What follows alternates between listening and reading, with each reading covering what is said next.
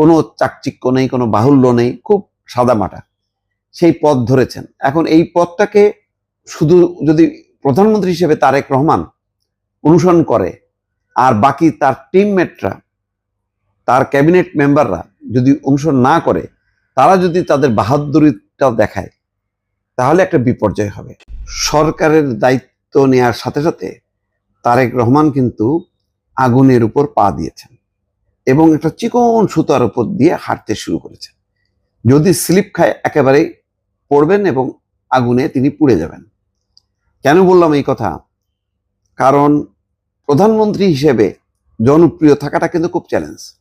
শেখ হাসিনা দেখছেন যে এটার কোনো জনপ্রিয়তার কোনো ধারে কাছে ছিল না। মানুষের মধ্যে রাগ, ক্ষোভ শুধু না, ঘৃণা পর্যন্ত জন্ম নিয়েছিল, কিন্তু শেখ হাসিনা এগুলি পরোয়া করেনি। এখন তারেক রহমান দেখেন, সে কিন্তু তার মায়ের যেই পথ, সেই পথটাও তিনি কি বলবো অতিক্রম করেছেন বা এড়িয়ে চলছেন। সেটা কি? ভিভিআইপি প্রোটোকল তিনি নিচ্ছেন না। মাত্র 4টা গাড়ি। আগে যেখানে অ্যাম্বুলেন্স সহ 12 থেকে 14টা গাড়ির বহর যেত, 4টা গাড়ি মাত্র তার সাথে। তারপরে ওই যে রাস্তার দুই পাশে পুলিশ থাকা, রাস্তা বন্ধ করা, সেগুলো তিনি নেবেন না এবং বন্ধ হয়ে গেছে। তিনি সিগন্যাল মেনে মেনে তিনি চলেছেন। এটা কিন্তু সব গণমাধ্যমে এসছে যে তিনি দুর্নীতির বিরুদ্ধে যেমন শক্ত অবস্থান নিয়েছেন, বলেছেন দুর্নীতি কোনোভাবে সহ্য করা যাবে না, চাঁদাবাজি সহ্য করা যাবে না, তেমনি তার নিজের যে প্রাত্যহিক যেই সরকারি দায়িত্ব পালন, সেই দায়িত্ব পালনের ক্ষেত্রেও মিতব্যয়িতার একটা দৃষ্টান্ত অনুসরণ করেছেন, যে কোনো বাড়তি কোনো মানে হাম্বড়া কোনো ভাব দেখাবে না। এটা বোঝা যায়। গত 17 বছর তিনি লন্ডনে জীবন কাটিয়েছেন। সেখানে দেখেছেন যে অনাড়ম্বর জীবন মন্ত্রীদের, প্রধানমন্ত্রীদের, কোনো চাকচিক্য নেই, কোনো বাহুল্য নেই, খুব সাদামাটা সেই পথ ধরেছেন। এখন এই পথটাকে শুধু যদি প্রধানমন্ত্রী হিসেবে তারেক রহমান অনুসরণ করে আর বাকি তার টিমমেটরা, তার ক্যাবিনেট মেম্বাররা যদি অনুসরণ না করে, তারা যদি তাদের বাহাদুরিটাও দেখায়, তাহলে একটা বিপর্যয় হবে। সুতরাং তারেক রহমানের নিজের সেই অনাড়ম্বর সিম্পল চলাচল যতটুক না হলেই নয়, সেটাকে যেমন মানে মনে রাখা, এবং একই সঙ্গে দেখেছেন যে তিনি শনিবারও অফিস করছেন। তার মানে কাজের গতিটাও তিনি বাড়াচ্ছেন। অনেকগুলো চ্যালেঞ্জ নিয়েছেন, বলেছেন যে এই ঈদের আগেই ফ্যামিলি কার্ড যতটুকু সম্ভব চালু করবেন, কৃষক কার্ড চালু করবেন, তারপরে 6 মাসের মধ্যে খাল খনন, বৃক্ষরোপণ, এই কাজগুলি তিনি করবেন। দৃশ্যমান কিছু কাজ যে করবেন এই ব্যাপারে কোনো সন্দেহ নেই। আপাতত আমার মনে হয় না যে প্রথমে নির্বাচনী প্রচার অভিযানে এটা নিয়ে অনেকে টিটকারি মস্কারা করলেও এখন সবাই কিন্তু বুঝতে পারছেন যে না, তারেক রহমান এগুলি ইমপ্লিমেন্ট করবে। কারণ এটা কম না, কিন্তু ভিভিআইপি প্রোটোকল বাদ দিয়ে মাত্র 4টা গাড়ি নিয়ে সিগন্যাল মেনে মেনে চলা, দেখা গেছে যে 40 মিনিট লেগেছে সচিবালয়ে আসতে।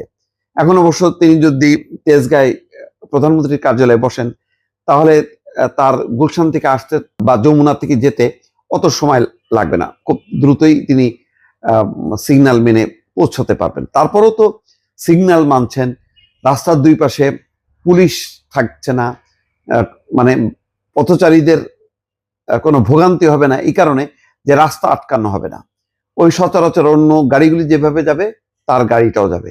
এইটা একদিক দিয়ে ঝুঁকিপূর্ণ। বাংলাদেশের মতন দেশে যেখানে নিরাপত্তার ঝুঁকি অত্যন্ত বেশি, সেই জায়গায় তারেক রহমান এই ঝুঁকিটা নিয়েছেন।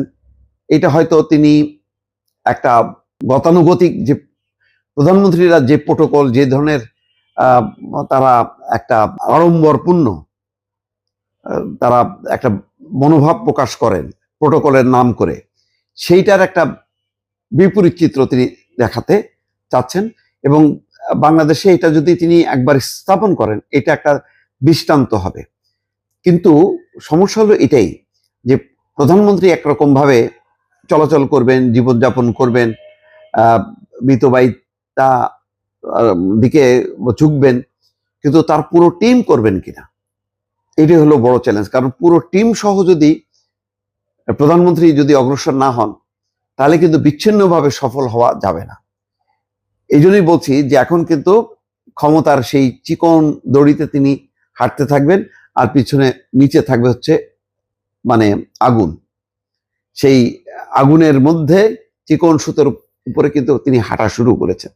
এখন কতটুকু সফল হবে প্রতিনিয়ত সবারই কিন্তু চোখ থাকবে, গণমাধ্যম থেকে শুরু করে দেশে বিদেশে সবারই চোখ থাকবে যে তারেক রহমান নির্বাচন প্রচার অভিযানের সময় যা যা বলেছেন বাস্তবে কি সেগুলি হবে নাকি সেগুলি কথার কথা। দর্শক, যেখানে বাঘের ভয় সেখানে রাত হয়, কথায় বলে না।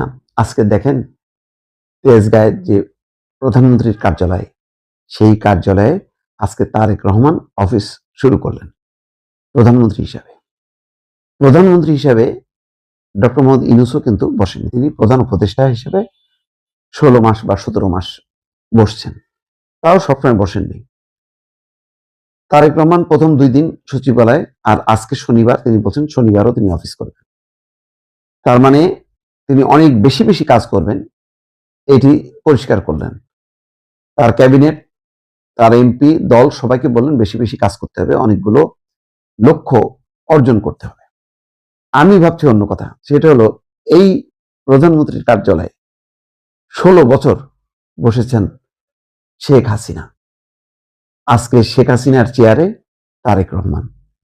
এটা সহ্য করতে হচ্ছে বা দেখতে হচ্ছে দিল্লিতে বসে শেখ হাসিনাকে, শেখ হাসিনার অন্যান্য তার অনুগ্রহভাজন মন্ত্রীরা, শুভাকাঙ্ক্ষীরা, তারাও দেখছেন একটা দৃশ্য যে তারেক রহমান আজকে শেখ হাসিনার চেয়ারে বসে প্রধানমন্ত্রিত্ব করেন। 15 বছরে আমার যে অভিজ্ঞতায় তাদের সাংঘাতিক রকম আতঙ্ক ছিল তারেক রহমানকে নিয়ে, কারণ তারা জানে দণ্ডমুণ্ডের কর্তা বিএনপির আসলে শেষ পর্যন্ত তারেক রহমান। যেহেতু বেগম খালেদা জিয়া শেষ 5-7 বছর তার শারীরিক অবস্থার অবনতি হয়েছে, তিনি আর কর্মক্ষম হবেন না, ফলে তারেক রহমানই দায়িত্ব নেবেন।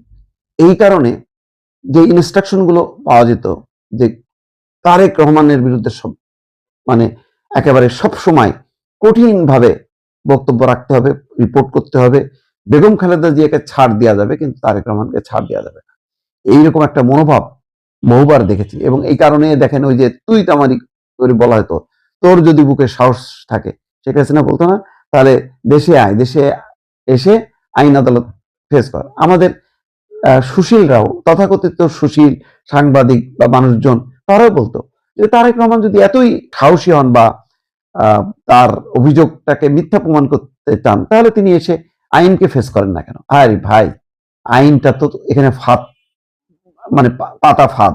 আইনের নামে একটা জাল বিছায় রাখছে, যেই জালে আসবে আর ওরা কিচ্ছু না, জাস্ট ফাঁসিতে ঢুকাবে। এইভাবে জামাতের বহু নেতাকে শেষ করে ফেলছে। বাকি ছিল বেগম খালেদা জিয়া, তাদের টার্গেট ছিল, তাদের টার্গেট ছিল তারেক রহমান। তারেক রহমানকে তো তারা যাবজ্জীবন কারাদণ্ড দিছে।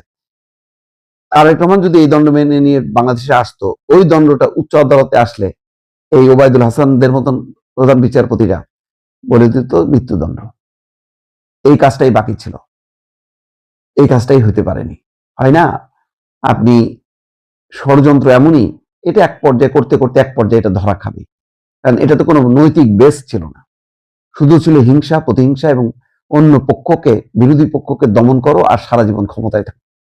এই নীতিতে চলতে যে আজকে দিল্লিতে বসে, দিল্লিতে পালিয়ে যে সেখানকার সুরক্ষিত ভবনে আজকে সেখান থেকে বসে বসে দেখতে হচ্ছে যে তেজগাঁয় তার 15-16 বছরের যে চেয়ার, সেই চেয়ারে আজকে তার সবচেয়ে যাকে ঘিরে তার আতঙ্ক ছিল, ভয় ছিল, সেই তারেক রহমানই তার চেয়ারে বসে এখন প্রধানমন্ত্রিত্ব করছেন। এটাই বলে যে যেখানে বাঘের ভয় সেখানে রাত হয়। আর একটা হলো নিয়তি আপনাকে যদি থাকে, আপনার কপালে লেখা থাকে, এটাকে আপনি খণ্ডাইতে পারবেন না। আজকে তাই হলো। দেখেন, এটাই হচ্ছে শেখ হাসিনা যতদিন বেঁচে থাকবেন, তিনি বয়সের শেষ প্রান্তে, আর কতদিন তিনি বেঁচে থাকবেন জানি না, কিন্তু এই যে শেষ মুহূর্তগুলো তার মানে দেখতে হচ্ছে, নির্বাচন দেখলো, একটা শান্তিপূর্ণ নির্বাচন দেখলো, তারপরে বিএনপির পক্ষ থেকে তারেক রহমানের ক্ষমতা গ্রহণ এবং প্রধানমন্ত্রিত্ব তাকে দেখতে হলো। বেগম খালেদা জিয়া নেই, তারপরেও কিন্তু তারেক রহমান রয়ে গেল এবং তার চেয়ারেই বসে প্রধানমন্ত্রিত্ব শুরু করলেন আজ থেকে। এটাও বলা যায় একটা ঐতিহাসিক দিন হিসেবে চিহ্নিত থাকবে।